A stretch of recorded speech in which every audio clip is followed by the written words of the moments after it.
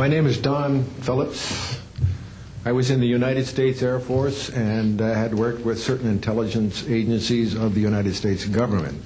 Prior to my Air Force, prior to joining the Air Force, I worked for the famous Lockheed Skunk Works.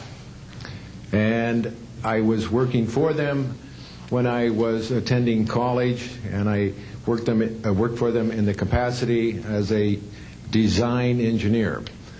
It was one of my proudest moments of my life to work with a man by the name of Kelly Johnson. A lot of you might be familiar with that. It turns out that the models of aircraft that we were building, as you know, were all classified, were in the deep black, and that I came in on the end of the U-2 project. My main project was known later as the SR-71. The SR-71 had a predecessor. It had a special model built for the CIA, and that those models were one passenger, one pilot special aircraft in order to get from one place to another very, very quickly. Now, these SR-71s, as we know them, the Blackbird, are the type of aircraft that are still classified in a sense as far as the altitude that it flies at and also the speed records that it holds. I'm very proud to say that this aircraft played a big part in helping to end the Cold War. The aircraft, the predecessor aircraft, there's strong evidence to suggest that perhaps these aircraft had a different role once in the air. Each pilot, and I know a few of them, each pilot had an assignment before they took off, okay?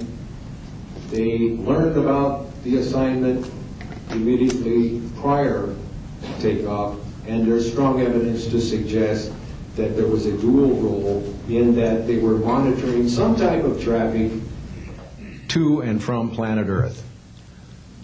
This can be verified at a later point. I'll jump into my military experience.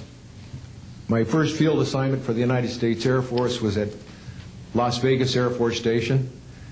And that was my first experience with Las Vegas, and I couldn't understand why people were being so excited about going to a place such as this, but I soon found out about a year later. Nellis Air Force Base is located there. Nellis is a major training center for different types of special aircraft and fighter aircraft, one of the premier training sites for pilots all around the world. However, when I learned that my assignment was at a radar site 50 miles out of town, up near Mount Charleston, I had no idea where I'd be, so finally in the daylight I was able to find the location and reported in 1965 for duty.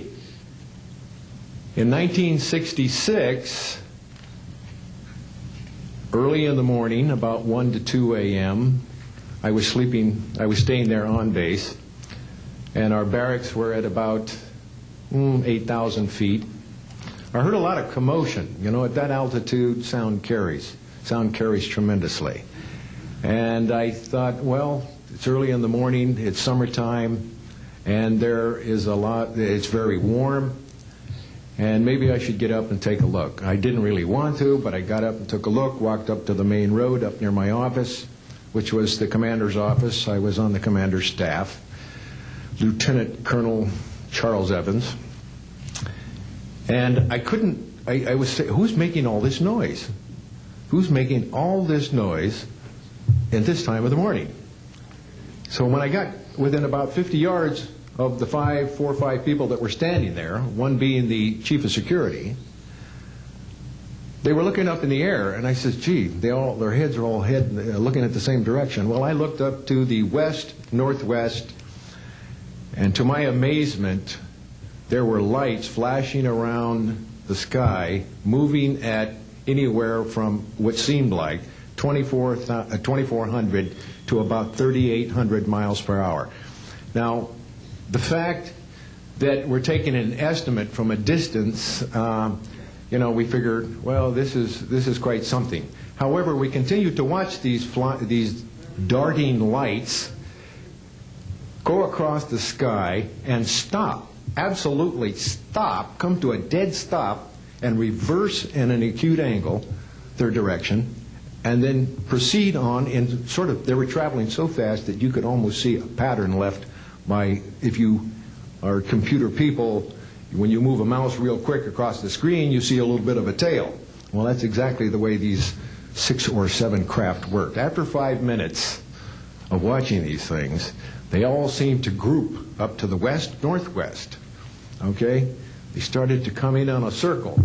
But what I would like to point out is that where they were putting on their display in the north-northwest sky, just directly east of that is what is known as Area 51. Area 51 is a AEC name, okay? Atomic Energy Commission. That was the old name for Atomic Energy Commission. We knew it as the Groom Lake Flight Test Facility in the Air Force. And it was where we tested our aircraft after we got the prototype made from the Skunk Works. So here are these, let's get back to the circle in the sky. What they did was coalesce and started rotating in a circle, and then they disappeared. Well, I thought, gee, this is something that we have to keep quiet. That was verified by the Chief of Security. But we waited there and talked over for a little bit, and it seemed like, I think it was an hour. Then came the radar people from the scopes, which were at 10,000 plus feet, came down for their dinner at 2 o'clock in the morning. And the first person off the bus was a good friend of mine, Anthony Kesar. He said, he was white as a sheet, and he says, "Did you see that?" Yeah, we all said, yeah, it was a nice display. What a show. He says, "We documented them on radar." And he says, "We didn't give them clearance. We just, the standing order was let them fly through the radar beam." He says, "We documented 6 to 7 UFOs. Now, we don't know who was guiding those, but they were certainly intelligent, and we don't know where they landed because they coalesced and disappeared. So I will say at this point, to keep it short, that I will testify under oath as to what I say is true, and I will do so before Congress. Thank you.